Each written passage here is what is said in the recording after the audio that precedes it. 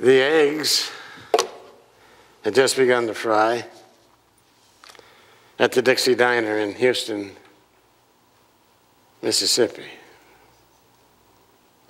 One early morning in 1971, as the sky lightened, through the door came a young, out-of-work salesman who hadn't eaten for 2 days and had been sleeping in his car for a week.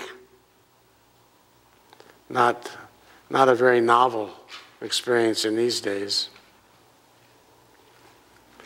Though he had only a dime in his pocket, he ordered a huge breakfast and planned how to disappear without having to pay. When he began to pretend that his wallet was lost, something happened. Sensing the young salesman's trouble, the owner of the Dixie Diner stepped behind the man's stool and acted as if he had found something on the floor. He handed the young man a $20 bill, saying, "You must have dropped this." Justice, Justinian once said, is the firm and continuous desire to render to everyone that which is his due. Most of us would agree. Figuring out what is due human beings in all walks of life and then delivering it is not only the great work of our system of justice and law, it is an inescapable part of our everyday decision-making. For most of us, giving people their due means what Hebrew lawmakers meant centuries ago when they set forth the great law of reciprocity. The injury inflicted is the injury to be suffered. Leviticus. In this system, the scales of justice must be balanced. That's why the decision of the owner of the Dixie Diner is so interesting. Justice would have required that the young man be arrested, spend a night or two in jail, be convicted of a misdemeanor, and pay back the restaurant and court costs. But the owner went beyond justice and offered a gift to a stranger bent on stealing a meal. If that were the end of the story, it might serve as an interesting moment in the annals of human kindness. Nothing more. But the story is not ended. Some 20 years ago, a mysterious figure started appearing in Kansas City on December 24th and handing out $100 bills to people on the streets, in the stores, at car washes, at gas stations, bus terminals, you name it. He would be there handing out $100 bills. Dubbed the Mystery Santa, he has appeared every Christmas since, delighting recipients who often break into tears because their need is so great. As you've guessed, this Mystery Santa is the former salesman from Houston, Mississippi, now a very successful business millionaire. A few Christmases ago, as reported in the Kansas City Star, he searched out and found the owner of the Dixie Diner and presented him with an envelope packed full with $100 bills.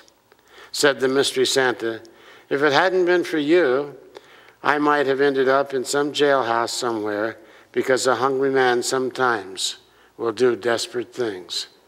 How many can say amen to that?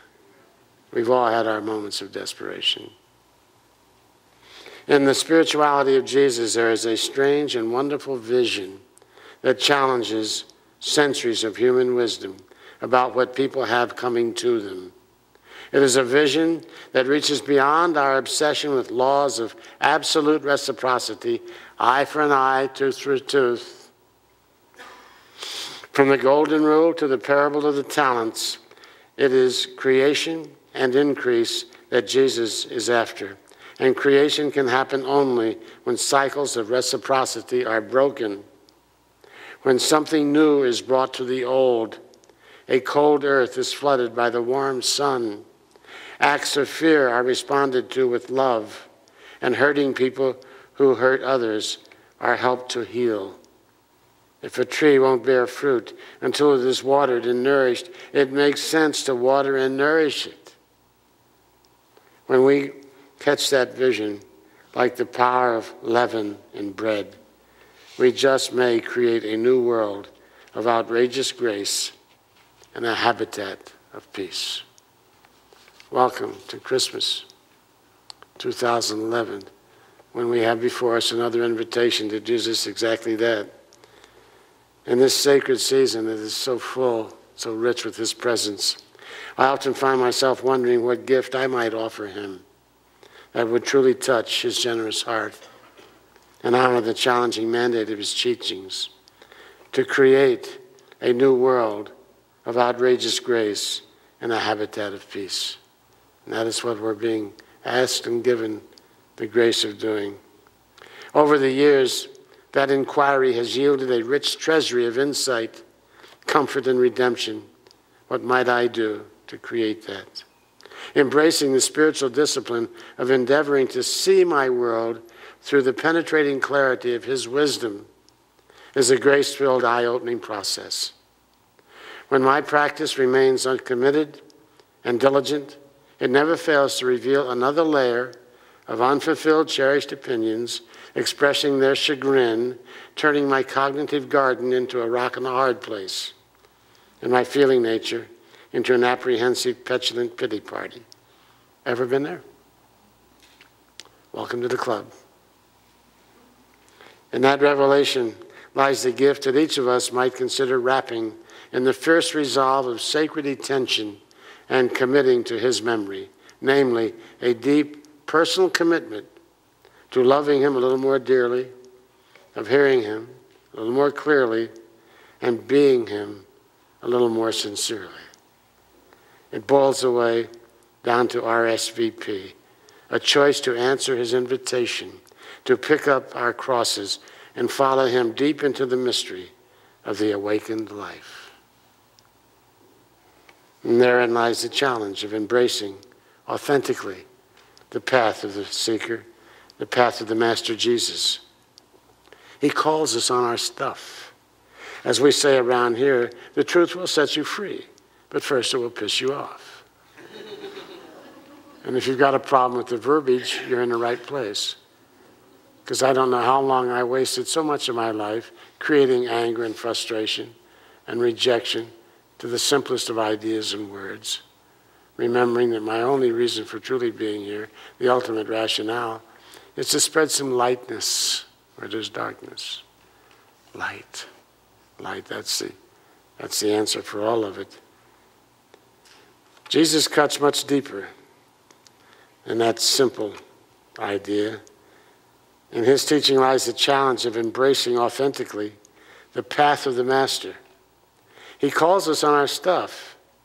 Chogyam Trungpa labeled all that spiritual materialism. Jesus cuts much deeper than that. He exposes our intellectual pretense and nails us to the cross of sacred action. Pick it up and follow me, he demands. Document the sincerity of your love for me by keeping my teachings with impeccable integrity. He was very clear on that. He left no room to waltz. John 14:21. He that hath my commandments and keepeth them, he it is that loves me. Simple. Any questions? Consider John 14:24. He that loveth me not, keepeth not my commandments. Doesn't get a lot clearer than that, does it? And there it is. We all have it. The question is, am I keeping or keeping not? An honest answer to that inquiry may well reveal the next step in freeing our feeling natures from the mischief of spiritually uninformed thinking. If our answer comes back something like, I'm not sure, it's time to acknowledge that our relationship with his teachings may well be something superficial, and choose in that moment of scrupulous insight to commit to an earnest study of his liberating wisdom. Of course, the toughest game in town is scraping up enough integrity to answer the question with sincerity and accuracy. I don't know about you, but when it comes to rating the maturity of my spiritual insight, and the depth of my indoctrination into the Jesus lineage, it's a lead pipe cinch that I err on the side of exaggeration. Keeping, not keeping, how do I tell? I'm not even close to seeing all of it, but there is a piece of the puzzle of awakening I seem to be hearing a little more clearly and being a little more sincerely. It's the part about bearing not false witness. Let me tell you, that bit of spiritual law cuts so deep into the fabric of our feelings, it's scary to begin acknowledging how routinely I ignore its redemptive invitation and instead bury myself in another bit of cognitive fiction starring me and my enemies. Anybody got them out there? It's kind of humbling to discover they exist only in one place. That's right behind your eyes. Bear not false witness is an invitation to clarity, to compassion. Ignoring it is one of the top 10 ways to screw up a perfectly delightful earth life and turn it into gut-wrenching episodes of irrational hostility, groundless fear, and intractable demagoguery. It works this way. Bear not false witness is a spiritual reminder to be impeccably clear and accurate in the choice of the thoughts we use to describe the ever-changing scenario of form and circumstance we call our earth life. To ignore the law is kind of like taking a full swing at a golf ball in a small tiled room. Got that image? It's going to get you. Put it in the bank. Most of us sally forth day after day to encounter our earth world with a brain mind, a thinker, loaded with a program of beliefs and values and memories, capable of analyzing, interpreting, speculating, remembering, deducing, inducing ad infinitum. Every tiny bit of stimulus brought to the attention of our brain mind through our physical and intuitive receptors is instantly subjected to a process of cognitive identification and evaluation. Every sound we hear, every sight we see, every flavor we taste, every scent we smell, every surface we touch or sense touching us initiates that cognitive process of identifying and evaluating the nature of the phenomenon we've encountered. As long as this identifying and evaluating activity is carried out with thoughts that accurately capture the true factual nature of the phenomenon being processed, we satisfy the criteria of true witness, and life moves on efficiently and lightheartedly and harmoniously. But if just one of those minuscule little electrochemical patterns of energy we call thoughts labels the event we are experiencing with a definition or evaluation that is not factually true and accurate, false witness has occurred, and retribution is right behind it. Put that in the bank. For example, it's pre-dawn, midwinter morning. You stick your head out the door to check the weather and encounter freezing rain, gusty winds, and a wind chill factor below zero. These are the facts. True witness. So far, so good. You shut the door, proceed to the bedroom to wake up the spouse and kids, and someone asks, "What's the weather like this morning?" And you reply, "It's a stinking, miserable, nasty day, not fit for man or dog." There we go. False witnessing, clear and simple. Remembering rain is only wet. The nasty's in your head. That's why Jesus encouraged us in Matthew 5:37 to let your words be yes, yes, and no, no, for anything which adds to these is a deception. That's in the Lamb's of Bible if you want to take a look at it, 5:37. Every time we use our mind to create a cruel or demeaning characterization of someone, spread baseless allegations, give voice to spurious interpretations and boneheaded speculation, or mentally label another human being wrong because they haven't accommodated some rigid notion we have for what they should or shouldn't be doing, saying, or believing, we are engaged in the deception of bearing false witness. In the process, we deny ourselves the grace of drinking the sweet nectar of God's cup of peace and loving kindness. Watch the mind. Watch it like you'd watch that rattlesnake. When you catch it defining you or another being with the pejorative label. Choose not to agree with the deception. Acknowledge the thought as false witness and let it go. We are all children of God, going to the school of life, doing our best to wake up. Let that be your all-purpose description for every being you encounter on the path of your life. When you catch yourself thinking that you can't be content unless you have a certain this or a special that, choose not to agree with that deception. Acknowledge false witness and let the thought go. When you catch it fabricating catastrophe set in the future, choose not to agree with the deception. Let it go. Let it all go. As the forest monk Achan Chah taught, do everything with the mind that lets go. Cultivate a mind that doesn't cling to its precious notions, its cherished opinions, its confused interpretations about the nature of the is. Cultivate that awakened mind and you shall see the truth and breathe the liberating breath of freedom. Remember what Krishnamurti counseled. Observe everything. Evaluate nothing. Wow. Go for that one. An old Summer Raven song hits this nail right on the head. I don't know if you've ever heard this. Came out of Ken Kais in his work. Beware what you tell yourselves, children of light.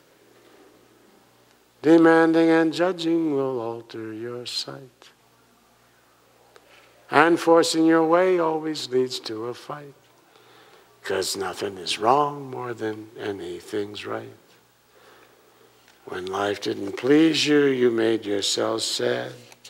When you couldn't control things, you made yourself mad. This kept you from loving what you already had. What you want, you call good. What you don't, you call bad. Oops, got my finger caught in that mousetrap again. There I go. When life didn't please us. Capture the essence of that wise counsel. Practice it diligently.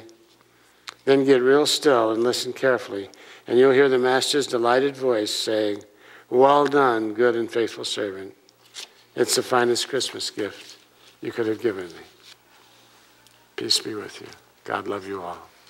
Okay,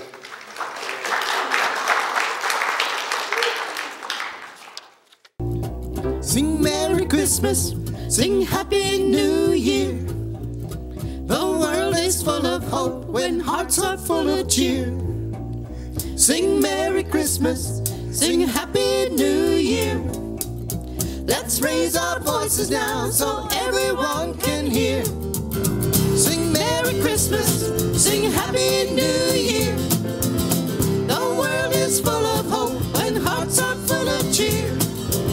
Sing Merry Christmas, sing Happy New Year. Let's raise our voices now so everyone can hear. This year, let your walls come tumbling down. This year, feel the spirit all around. This year, lift your feet up off the ground.